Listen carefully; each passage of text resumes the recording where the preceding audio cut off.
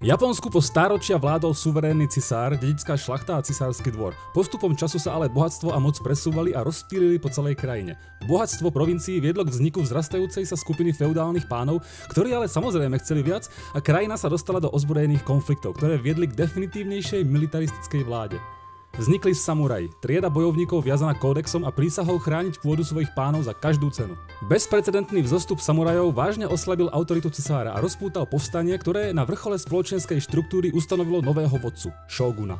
Čo je vlastne najvyšší generál, ktorý ovláda toľko vojenskej sily, že prakticky vládne Japonsku.